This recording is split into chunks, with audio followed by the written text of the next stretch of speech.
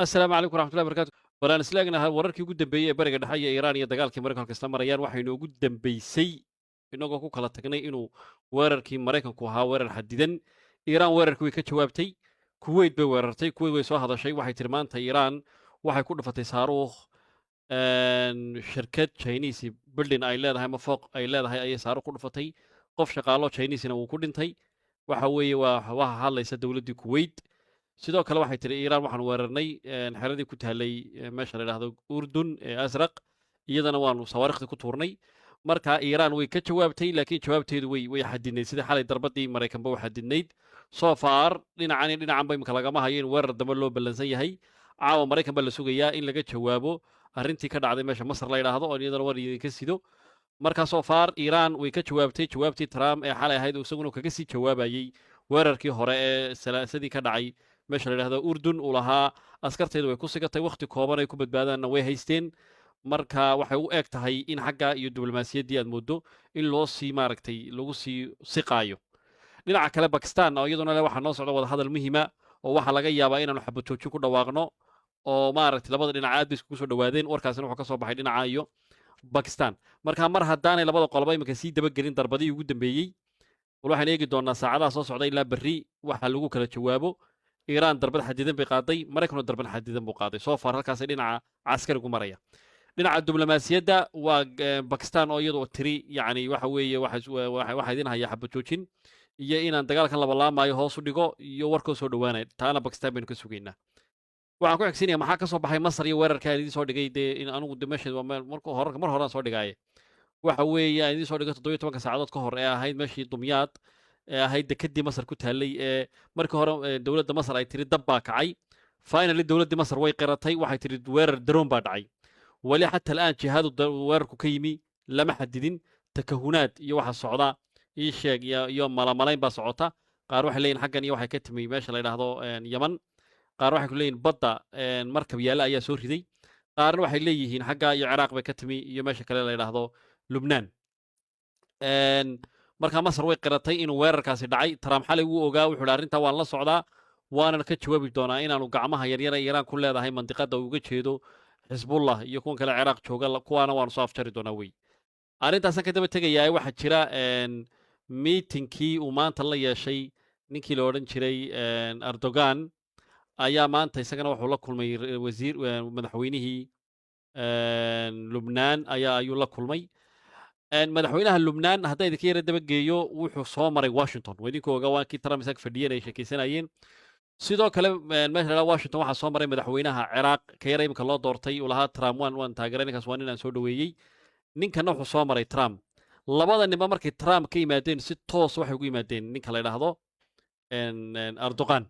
arrinta hadda maxaa ku jira bal hadda hadalka u fiirso labada ninba markay Trump la soo kulmeen meetingkoodii labaad within 2 days iyadoon dhammaan waxay la kulmeen Erdogan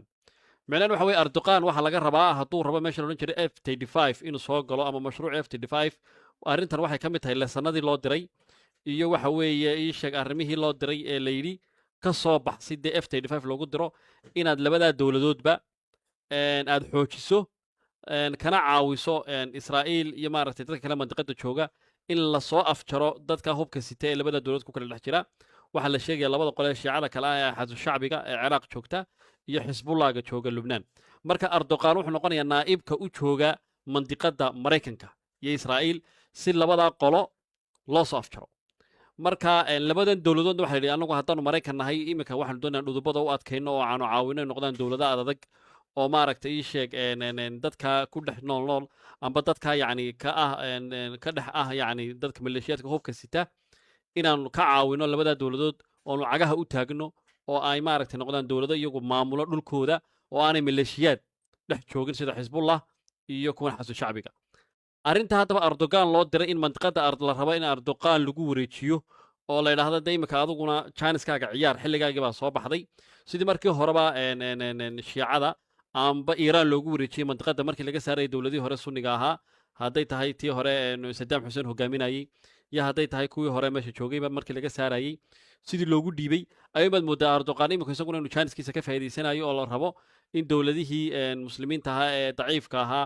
kii Syria maalin isaguna uu joogay kii Syria isaguna uu joogay oo isaguna qayb kale ah inkastoo Syria aan lahayn dee koox maaragtay si dhaaragtiya Israa'iil macaarid ugu ah amba yacni Israa'iil hub u haysato meesha weerar geysata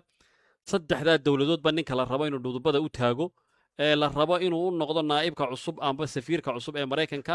ee la rabo inuu ka soo afjaro dhibaatooyinka lagu hayo iyo weerarada lagu hayo iyo cabsida ka qabta Israa'iil ee Israa'iil kala shaqeynaya dowladahaas inay noqdaan dowlado istaago cagahooda ku istaaga lagana dhammeeyo dhammaan maleeshiyaadka waa ninka Erdogan la yidhaahdo marka imika wuxuu la kulmay madaxweyne saddexaad arrintaasna mustaqbalka way soo bixi doontaa waa arki doontaan waana arrimaha uu rabo inuu reer galbeedka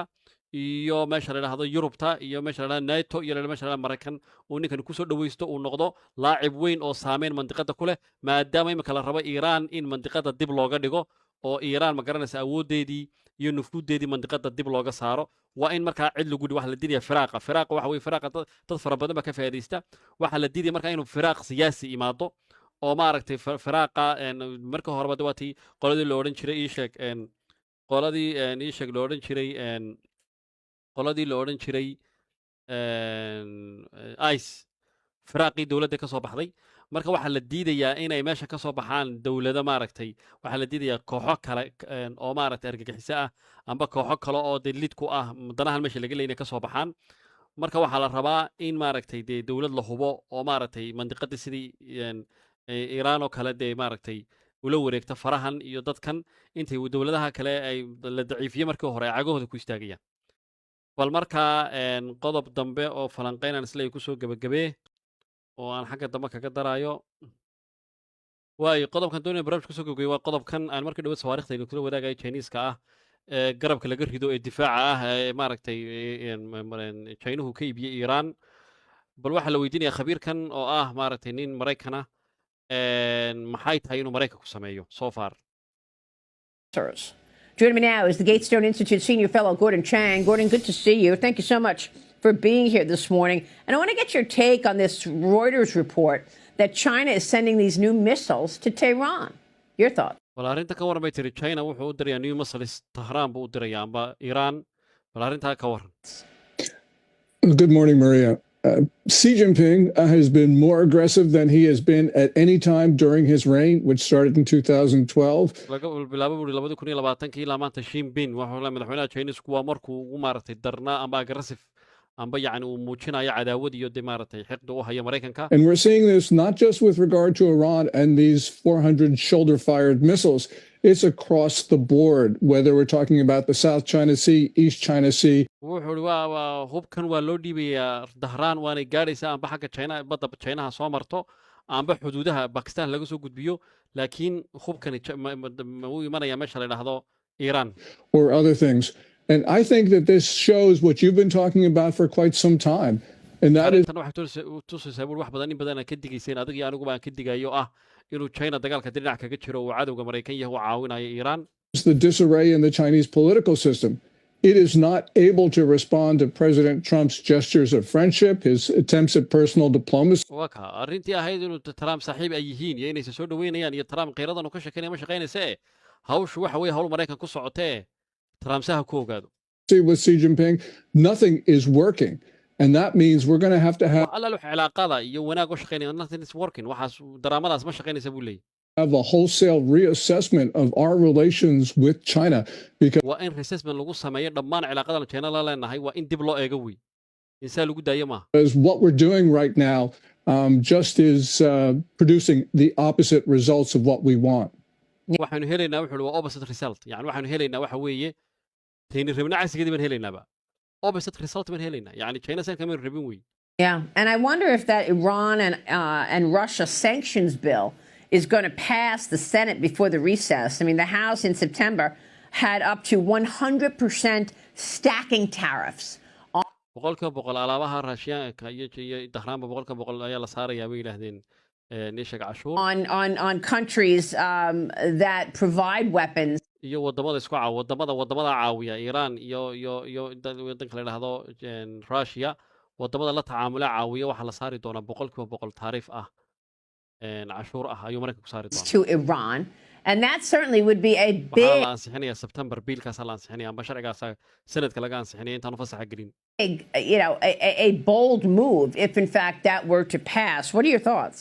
Mayana ahayn bay tiri yani move wanaagsan arrintaas.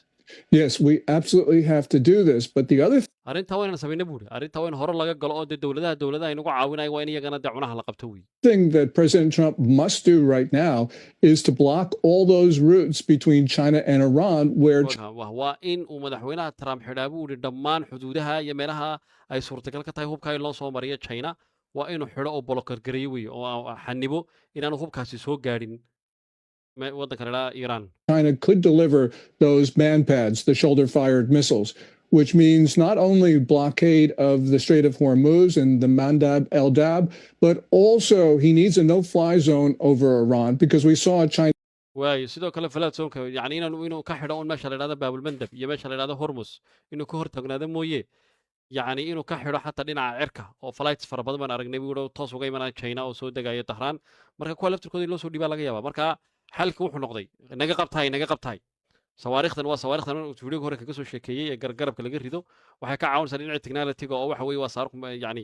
waxa weeye madfac de mobility-giisa uu fudud yahay lala dhuuman karo lagu ridi karo la qarin karo maaragtay maaha dee gaadhigii weynaa iyo bahashii weynada raadaalka lahayd maaha marka ii sheeg waxay leeyihiin ka qabta ayay maraysaa ka qabta yaanay soo gaadhin bay leeyihin maraykankii ninkan waa professor de waxa weeye tv-ga fox news baa soo booqatay wuu la talinayaa wuxuu leeyahay aniga saasay la tahay in dhammaan xuduudaha laga xidha hadday cer tahay hadday dhul tahay saanay sawaradaas soo gaadhin maraykan waa ogaadeen diyaarado horaa kaga dhacay meesha oo maaragtay iiraan ay kaga soo riday baalaha la dhahda dronesku tiraba male ee mq da la dhahda iyagu tiraba male ilaa 40 xabay gaadhayaan soo farinta iiraan soo riday